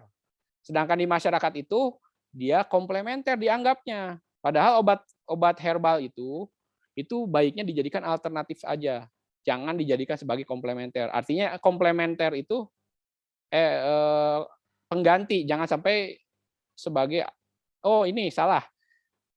Obat tradisional itu jangan dijadikan sebagai obat alternatif, tapi sebagai obat komplementer saja. Yang sering terjadi di masyarakat itu dijadikan sebagai obat alternatif. Jadi dia minum obatnya enggak, terus jadi minum obat herbal aja. Itu yang jadi masalah. Akhirnya apa? Yang namanya juga herbal ya, herbal itu efeknya tuh nggak signifikan loh, nggak terlalu signifikan namanya herbal itu. Jadi mungkin biasanya dia tekanan darahnya 180/120, karena minum herbal turun jadi 170/110, tapi masih darah tinggi tetap. Emang ada efeknya, tapi kecil efeknya gitu. Harusnya dia obat herbalnya diminum, obat alternatif, obat dari dokternya juga diminum, sehingga tekanan darahnya turun jadi 130 misalnya. Nah, itu target kalau dalam pengobatan darah tinggi, targetnya itu terjadi penurunan tekanan darah. Karena kalau darah selalu tinggi, apa yang akan terjadi? Penyakit stroke, jantung, dan lain-lain. Jadi kalian bisa baca penelitiannya, bahwa kalau tekanan darah itu di atas 160, atau bahkan di bawahnya juga di atas 100, itu lambat laun seperti merusak organ-organ kalian. Jadi tinggal nunggu aja. Itu yang namanya penyakit ginjal, penyakit mata, penyakit jantung, penyakit stroke, itu tinggal nunggu waktu aja kalau tekanan darah seseorang itu 180/120 ke atas. Rusak semua organnya. Kayak gini aja, kalau kalian lihat balon tersebut tiup dengan tekanan tinggi, apa yang terjadi? Pecah. Bisa pecah. Jadi dalam konsep hipertensi itu seperti itu. Makanya tekanan darah itu harus diturunkan. Mereka menganggap bahwa dengan minum herbal itu udah turun. Padahal efeknya itu cuma sedikit. Gitu. Itu yang sering jadi banyak salah kaprah. Nanti tugas kalian di masyarakat itu mengingatkan itu. Herbal boleh Pak, tapi berobatnya tetap harus dilakukan ya Pak. Minum obatnya juga harus tetap. Makanya banyak yang kejadian terkena stroke jantung karena dia minum herbal. Seolah-olah dia sehat karena udah minum obat herbal. Padahal obat herbal itu itu. Itu sering terjadi kesalahpahaman di masyarakat terkait obat herbal. Obat herbal itu banyaknya ya, tapi ada juga memang yang efeknya sangat signifikan ada. Tapi kebanyakan obat herbal itu efeknya tidak signifikan. Hanya sebagai pelengkap aja, melengkapi pengobatan medis, harus dianggapnya seperti itu. Jangan sebagai terapi utama atau terapi pengganti dari pengobatan-pengobatan medis yang ada di kita itu. Jadi kaptopril nggak bisa diganti dengan obat dengan herbal. Kaptoprilnya tetap diminum, herbalnya diminum. Itu yang terbaik. Itu. Ya. Itu kesalahan penggunaan pada obat tradisional. Terus juga ada anggapan kayak gini, selain hipertensi ada juga penyakit yang menahun yang terus-terusan berada itu adalah diabetes atau DM, diabetes mellitus atau penyakit gula. Nah, penyakit gula itu adalah penyakit yang tidak bisa disembuhkan. Tidak bisa disembuhkan. Artinya, selama dia masih hidup, maka penyakit itu akan tetap ada. Itu. Pernah Bapak baca buku dari yang pengarangnya itu dia pengidap diabetes. Dia di usia 20-an udah punya diabetes. Dia kayak mengungkapkan cerita lah, dia ilmiah tapi tidak ilmiah lah, sedang-sedang gitu. Dia mengungkapkan dari pengalaman pribadinya mengidap diabetes dari umur 20. Nah, pertama itu dia terkena diabetes. Dia tahu dia terkena diabetes, terus dia berobat, habis berobat itu dia beranggapan bahwa obat tradisional, obat kimia itu berbahaya bagi dia. Makanya dia mencari obat alternatif, yaitu dengan herbal. Nah, namanya pengobatan alternatif kan dia berdasarkan pemikiran dia aja, nggak berdasarkan penelitian ya. Kata pengobat alternatifnya, Bapak kan punya gula darah ya. Nah, gula darah itu berarti kan manis sifatnya. Manis itu harus dilawan sama yang pahit.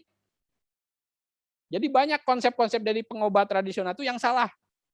Lawan dari manis, maka harus dibawa pahit. Maka Bapak harus banyak minum atau makan obat-obat yang pahit. Yaitu apa? Mengkudu, misalnya kan rata-rata pahit-pahit ya. Sebel gitu dan segala macam. Jadi dia itu mengikuti aja yang pahit-pahit dia minum. Obat-obat tradisional itu yang pahit dia minum. Tapi apa yang dia rasakan di cerita buku itu? Tapi saya tidak merasakan apa-apa, malah jadi makin parah penyakit saya dan segala macam. Jadi itu teh hoax bahwa penyakit gula bisa diatasi dengan yang pahit-pahit, itu adalah hoax. Itu pemikiran yang sangat menjerumuskan. Itu banyak tersebar di masyarakat tuh pemikiran seperti itu tuh, banyak banget. Nah, lalu dia tuh sadar kan karena dia penyakitnya makin parah. Terus dia datang lagi ke dokter. Itu salah, dibenerin sama dokternya, diberikan penyuluhan, akhirnya dia mau menggunakan insulin. Nah, sepanjang hidupnya dia udah menggunakan insulin. Karena diabetesnya itu dia beda diabetes yang berat. Kalau diabetes yang berat nggak bisa minum obat lagi. Dia harus menggunakan suntik insulin di perutnya atau di tangannya atau di mana, atau di bagian tubuh yang lain. Dirubah-rubah, nggak boleh di suatu tempat terus gitu karena bisa berbahaya. Nah gitu. Akhirnya dia cerita dia bisa sembuh, bisa membaik, baik seperti orang normal lah hidupnya. Karena dia menjalani pengobatan medis. Sampai di usia 50, 60 dia menulis buku cerita itu masih bisa hidup. Jadi orang diabetes kalau dia penanganannya benar sampai 50, 60 masih bisa hidup. Tapi kalau pengobatannya salah itu peluang untuk bisa hidup sampai usia 50, 60-nya itu sangat berat. Karena akan terjadi komplikasi ke yang lain. Gulanya pekat, kalau gulanya pekat, ingat patofisiologi, maka dia akan merusak organ-organ yang lain dan segala macam, apalagi punya darah tinggi. Darah tinggi dikombinasikan diabetes, udah darahnya pekat, tekanannya tinggi, makin. Bapak nggak sering Bapak melihat pasien, Pak, saya itu punya diabetes, mahasiswa Bapak, kakak kelas kalian, alumni ya, bukan alumni ya, mungkin kakak kelas kalian tapi nggak lulus sampai sekarang, ada mahasiswa kakak kelas kalian gitu ya. Dia cerita pas ketika praktek, Pak, bapak saya tuh sakit darah tinggi loh, tapi dia tuh bandel, nggak mau minum obat, ngerokok masih terus. Ya tuh kamu dong, tugas kamu untuk mengasih penyuluhan. Kamu harus berikan penyuluhan seperti ini nggak boleh Pak, itu nggak boleh. Dah Pak, saya juga kasih tahu, tetap aja nggak percaya Pak, segala macam. Ditunggu berapa bulan berikutnya, stroke. Terjadi. Bapak sering melihat seperti itu. Pasien kayak gitu. Bapak punya darah tinggi, kurangi ini ya segala macam. Ah, nggak percaya saya ini. Bapak datang lagi ke situ bulan depannya udah stroke. Sering Bapak melihat seperti itu. Makanya musuh banget itu. Kalau tekanan darah lebih dari 180 terus menetap, maka kemungkinan untuk stroke jantung tuh sangat tinggi, sangat tinggi. Makanya kita pasien diabetes, hipertensi itu bisa sehat asal tekanan darahnya turun dengan rajin minum obat. Lalu juga gulanya juga turun dengan minum obat. Ditambah lagi dengan pola hidup, kurangi yang asin, nggak pernah makan ikan asin dan segala macam gitu. Obat aja nggak cukup, tentunya dibantu dengan intervensi yang lain seperti pola hidup dan lain-lainnya. Itu. Jadi seperti itu. Sampai di sini ada pertanyaan terlebih dahulu?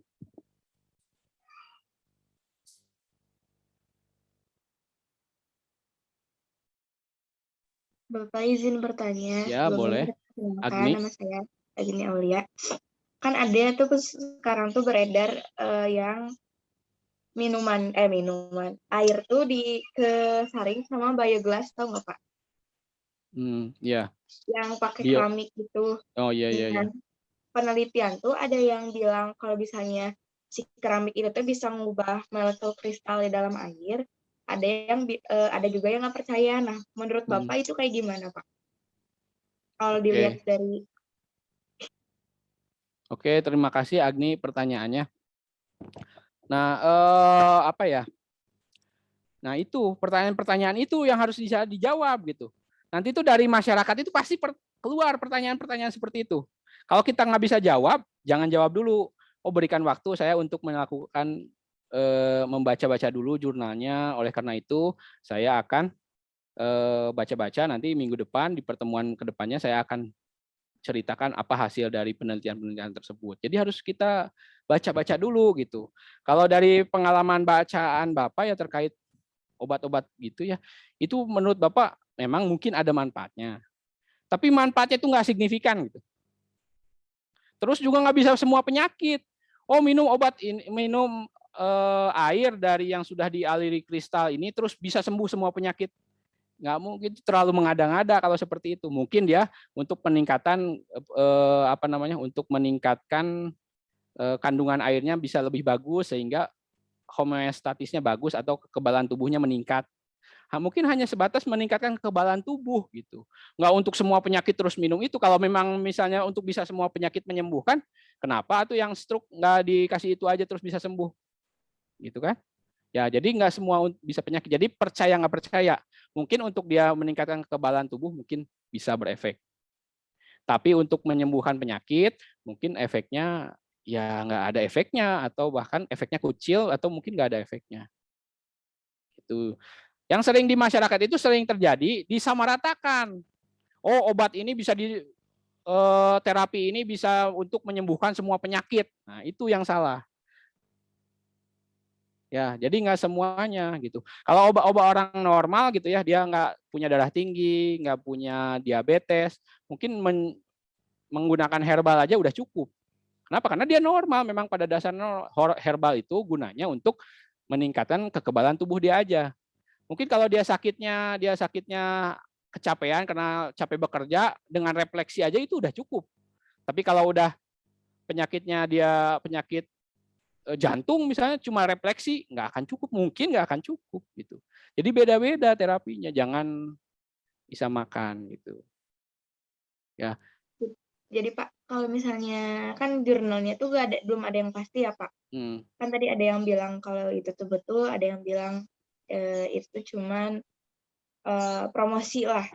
Nah, dari penelitian itu kan kita belum tahu yang pastinya apa, yang udah diresmikannya apa. Nah, ketika ada yang nanya kayak gitu, tetapi kita sebagai perawat tuh belum bisa ngejawab dengan jurnal yang pasti, tapi si pasiennya tuh kayak kekeh nih, pengen tahu hari itu juga gimana Pak, cara menghadapi kayak gitu di masyarakat?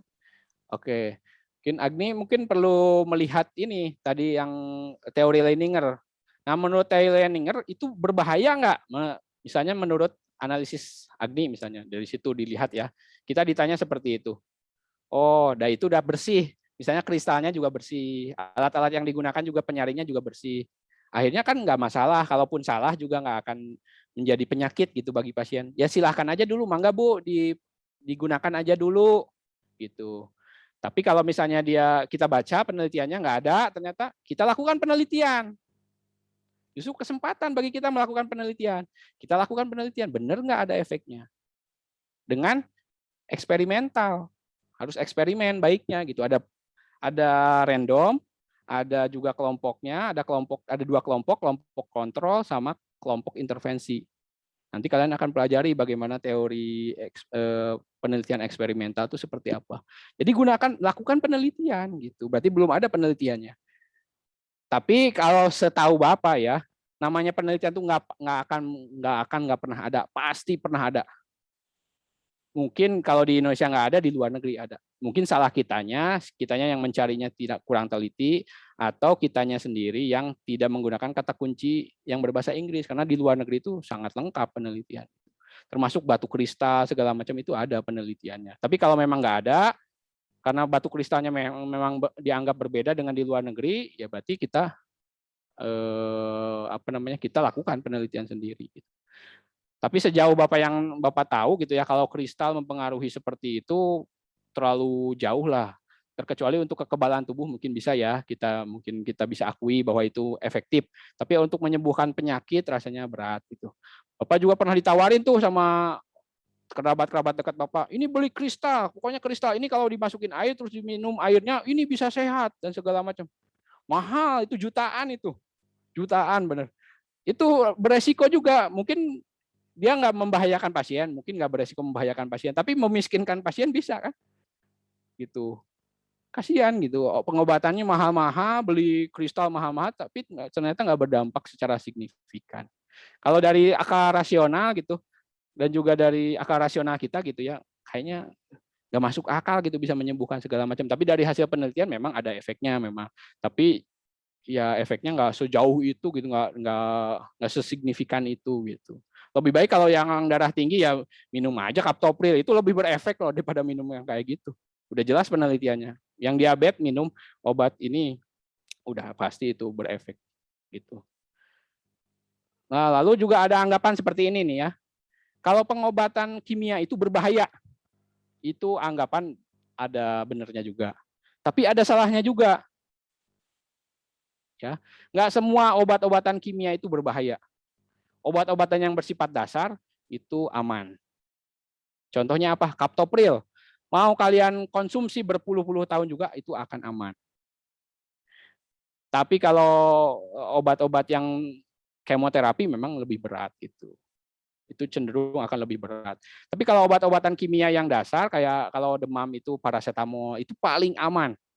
Kalau untuk hipertensi itu kaptopril. Untuk yang diabetes mellitus itu Bapak lupa beneran, metformin. Metformin itu dari hasil penelitian bisa dikonsumsi puluhan tahun. Itu aman. Bahkan berpuluh-puluh tahun itu masih aman. Jadi nggak semua obat itu jahat. Nggak semua obat itu jahat. Dan juga tergantung juga cara kita minum obat. Kita minum obat sebelum makan misalnya. Bahaya, memang bahaya. Jadi harus sesuai dengan panduan penggunaannya. Jangan sampai minum obat belum makan dulu misalnya. Salah. Terkecuali obat-obat mah misalnya. Itu memang harus sebelum makan misalnya. Jadi harus sesuai juga dengan panduan. Gitu. Yang sering terjadi juga terlalu banyak obat gitu. Itu yang sering terjadi. Misalnya kita berobat dari biasanya lansia terjadi polifarmasi namanya. Jadi terlalu banyak obat yang diberikan kepada seseorang yang seharusnya cukup satu, ini diberikan 3 misalnya. Kenapa? Karena dokternya beda-beda. Misalnya dia datang ke dokter, kan kalau namanya lansia itu dokternya nggak cuma satu, biasanya 2 atau 3. Dia punya penyakit jantung, tapi juga punya penyakit ginjal, juga punya penyakit paru-paru, kan 3 tuh. Akhirnya dapat obatnya 3, padahal fungsinya sama. Itu polifarmasi namanya. Nah itu yang harus dihindari. Tapi kalau misalnya tidak polifarmasi, diminum aja mau berpuluh-puluh tahun juga aman. Kenapa? Karena sifatnya yang diberikan itu obat-obat dasar dulu. Yang obat dasar itu obat yang bisa dikonsumsi berpuluh-puluh tahun juga aman. Gitu. Jadi itu yang harus kalian tanamkan di masyarakat. Karena masyarakat itu menganggap obat dari dokter itu berbahaya loh. Itu kimiawi loh. Kimiawi itu bisa berbahaya dan segala macam. Nah, itu yang harus kalian benarkan. Tidak semua obat kimiawi, obat dari dokter itu berbahaya. Banyak yang aman dan bisa dikonsumsi berpuluh-puluh tahun. Gitu. Ada pertanyaan lagi?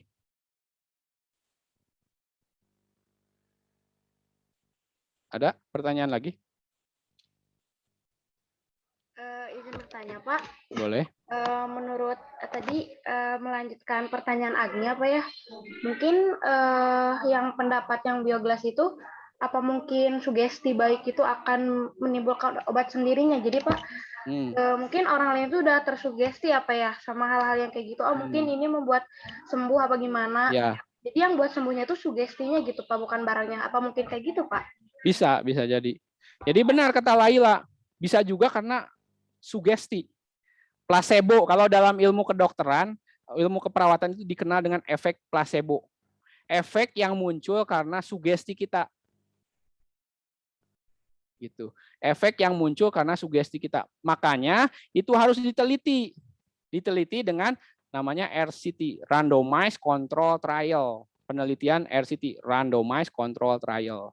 Randomized itu berarti ada randomnya, lalu ada kelompok kontrolnya, ada trialnya. Seperti misalnya penelitian vaksin. Kalau kalian mengikuti, misalnya misalnya kalian menjadi relawan penelitian vaksin, Sinovac misalnya. Nah, kalau kalian perlu tahu ya, misalnya ada 1.000 yang menjadi relawan pasien Sinovac, menjadi relawan penelitian vaksin Sinovac. Dari 1.000 tersebut, nggak semuanya diberikan vaksin. Paling hanya 500 yang diberikan vaksin. Jadi dari 1.000 itu dipecah menjadi 2 kelompok. Ini namanya kelompok kontrol, ini namanya kelompok intervensi.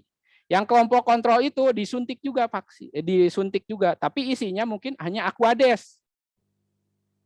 Aquades itu berarti water, cuma air aja diisinya. Alias kayak infusan aja gitu. Yang 500 lagi itu diberikan vaksin baru. Untuk apa Pak? Itu ada kelompok kontrol. Untuk mengeliminir efek placebo. Karena kesembuhan itu bisa jadi karena efek placebo. Atau misalnya kayak gini deh. Ternyata setelah diteliti, dari 500 orang itu 200 orang mengeluhkan sakit di daerah suntikan atau mengeluhkan demam. Dari 500 orang itu ternyata 100 orang mengeluhkan demam. Dari 500 orang yang di kelompok kontrol. Dari kelompok yang intervensi juga mengeluhkan 100 orang demam. Berarti kan sebenarnya demam itu bukan dari situ. Bukan dari disuntik vaksinnya. Ya, tapi karena mungkin efek placebo-nya karena udah disuntik atau karena penyakit lain bisa jadi. Nah, itu mengeliminir. Oleh karena itu tidak diakui bahwa itu demam itu sebagai efek samping atau KIPI dari vaksin. Ya, kenapa? Karena yang kelompok kontrol juga tidak diberikan vaksin, hanya diberikan Aquades, merasakan demam 100 orang gitu. Berarti tidak berefek sebenarnya, itu hanya placebo saja atau mungkin ada faktor yang lain. Kan bisa aja terkena habis divaksin terus terkena flu akhirnya demam gitu kan. Nah, gitu. Oleh karena itu penelitian ilmiah itu digunakan juga dengan metode ilmiah. Metode ilmiah juga berdasarkan pemikiran-pemikiran yang ilmiah dan penelitian-penelitian yang ilmiah. Sehingga kemungkinan untuk kesalahan mengambil keputusannya itu kecil. Itu kecil kemungkinannya. Kenapa? Karena tadi ada efek placebo itu dieliminir dengan tadi ada kelompok kontrol gitu. Nah, untuk terkait Agni juga tadi itu mungkin aja bisa placebo karena kita perasaan kita. Kalau kita perasaan percaya, maka kita akan yakin. Kalau kita yakin, maka kita akan sembuh gitu. Ya, efek placebo gitu. Nah, misalnya kayak gini deh. Kalau di kampung ya, kalau di kampung Bapak dulu ya mungkin sekarang mah udah berubah ya. Berobatnya mending ke perawat ini karena di perawat ini mah suka disuntik loh. Mantep, besoknya langsung sembuh. Padahal ternyata yang disuntikin isinya cuma vitamin. Apa bedanya vitamin yang diminum sama yang disuntik? Sama aja, dalam teori medis nggak ada perbedaan. Tapi kenapa kok dia merasa sembuh? Karena dia placebo. Oh, saya disuntik, karena disuntik saya bisa sembuh. Itu teh placebo. Gini. Terus misalnya kalian berpikir positif, itu teh efek placebo yang bisa menyebabkan kalian sukses. Tapi kalau udah berpikir negatif, nyambung kadi. Efek placebo-nya ke sana kemari. Misalnya ini pengalaman Bapak sendiri gitu ya. Menjadi perawat itu kan nggak mudah. Penuh tantangan, banyak tugas, harus terjun ke rumah sakit, capek tugasnya juga banyak, harus bikin askep dan segala macam gitu. Pas dulu Bapak kuliah juga sering mengalami stres yang berat, gitu. Bapak bahkan sempat mau keluar. Dari keperawatan tuh Bapak mau keluar. Dari kuliah keperawatan, udahlah keluar aja dari kuliah keperawatan. Gak cocok dengan saya. Terus juga stresnya banyak, tugasnya banyak, malas kuliah teh lobat tugasnya gitu. Sebenarnya itu berawal dari pemikiran apa? Dari pemikiran negatif Bapak aja. Yang berplasebo ke yang lain-lain gitu. Jadi Bapak itu dulu pas ketika praktek, ya pertama terjun ke lapangan ya, karena anak S1 tuh jarang terjun ke lapangan. S1 tuh kuliah terus. Pas giliran profesi harus terjun terus ke lapangan. Jadi giliran kuliah, namanya kuliah ya berbeda dengan prakteknya gitu ya. Nah, ketika Bapak terjun ke lapangan, ada pasien. Pasien minta ditensi. Nah, Bapak ketika nensi, salah nensinya. Jadi Bapak tuh merasa nggak pede gitu. Berpikir negatif. Akhirnya berpikir negatif, saya itu nggak berbakat. Efek lagi ke yang lain. Oh, berarti saya itu tidak dilahirkan untuk menjadi perawat. Saya salah jurusan. Saya harus keluar dari keperawatan. Jadi nyambung, pikiran negatif tuh nyambung ke sana kemari, akhirnya ya udah saya keluar aja. Nah, ada keputusan seperti itu. Bapak sempat keluar berapa minggu, tapi karena memikirkan juga orang tua nangis kan segala macam. Jadi kan kasihan juga, ya biarin aja saya lanjutin dulu. Saya lanjutin lagi kuliah karena kasihan orang tua. Akhirnya dari situ Bapak sadar, oh ternyata yang salah itu bukan perawat, tapi diri kitanya sendiri. Diri kitanya yang punya efek placebo yang buruk, punya negative thinking. Gitu. Jadi efek placebo itu bisa negatif, bisa positif. Maka daripada itu, kalau kalian di dalam diri kalian tuh masih ada sisi-sisi negatifnya, dihilangkan. Saya itu bodoh, saya itu tidak akan berhasil, saya itu belat, saya itu kurang pintar. Nah, itu yang menyebabkan kalian kurang pintar. Gitu. Tapi kalau dalam sisi diri kalian tuh udah positif semua, itu yang akan membuat kalian sukses. Jadi hilangkan sisi negatif itu, ganti dengan sisi positif. Saya itu pede, saya itu bisa, saya itu yakin, saya sukses. Nah, itu dengan pikiran positif, dengan kepercayaan itu akan menimbulkan placebo yang menyebabkan kalian benar-benar sukses, atau minimal mendekati sukses yang kalian idam-idamkan tersebut. Tapi kalau dari awalnya kalian udah yakin, nggak akan bisa. Gitu. Dari awalnya kalian udah negative thinking terhadap diri kalian, saya mah akan jadi orang biasa aja, yakin itu orang akan jadi orang biasa aja. Tapi saya mah memang ngapalkeun hese, tapi saya yakin saya bisa sukses. Nah, yakin itu orang bisa sukses gitu. Ya, seperti itu. Nah, ada pertanyaan lain? Jadi efek placebo tuh efeknya tuh sangat signifikan loh, benar, sangat signifikan. Sangat signifikan. Jadi oleh karena itu dalam suatu penelitian tuh harus ada kontrol untuk menghilangkan efek placebo, efek-efek karena perasaan seseorang, perasaan sembuh, perasaan positif, baik itu juga perasaan negatif. Ada pertanyaan lagi?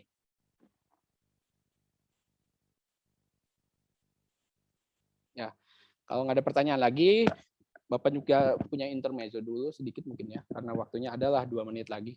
Ya, dari pengalaman Bapak yang Bapak ceritakan itu, sebenarnya dari pengalaman pribadi Bapak itu ya,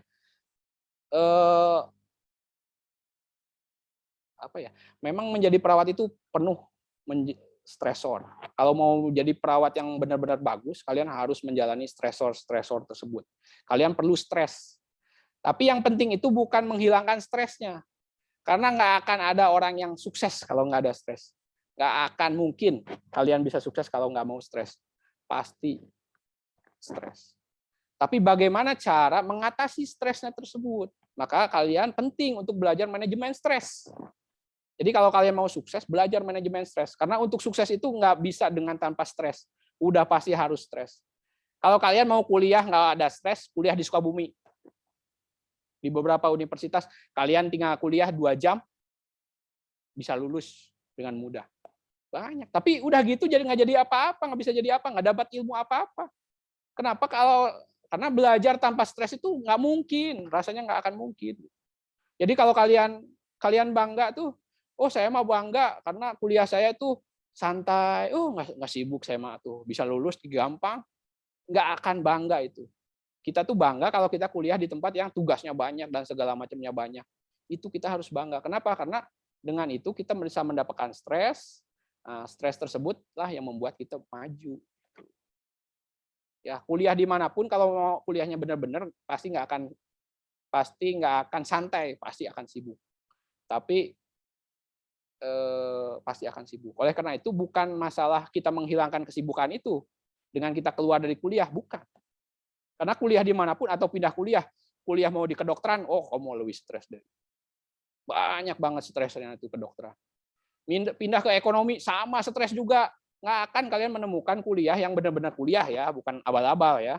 Itu nggak stres, pasti semuanya stres. Jadi yang salah itu bukan keperawatannya, tapi diri kaliannya yang harus bisa menghadapi manajemen stres. Manajemen stresnya apa, Pak? Dengan tarik nafas dalam, dengan banyak bersyukur. Karena Bapak mengalami stres tersebut, Bapak tahu cara menghadapi stres. Jadi kalau kalian stres berat karena tugas diberikan oleh Pak Tirta, tugas banyak misalnya, atau dimarahin dosen gitu, kalian ingat bahwa selain kalian itu masih banyak yang lebih stres daripada kalian. Kita masih bisa makan, orang tua kita masih menyayangi kita masih punya rumah untuk kita ini. Kita ingat itu. Jangan lihat ke atas. Kalau lagi stres itu jangan lihat ke atas, sekali-kali lihat ke atas jangan. Saya mau banyak tugas, yang lain mah kok santai-santai, ya makin stres. Lihatnya ke bawah. Saya banyak tugas tapi saya masih bisa makan, enak, di rumah masih ada orang tua yang memperhatikan saya, membuat masakan kepada saya, uang masih difasilitasin oleh orang tua gitu.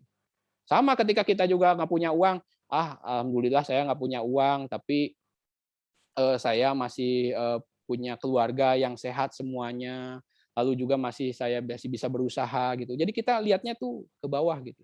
Orang tua kalau kita meninggal, orang tua Bapak udah meninggal, yatim. Bapak berarti udah yatim ya.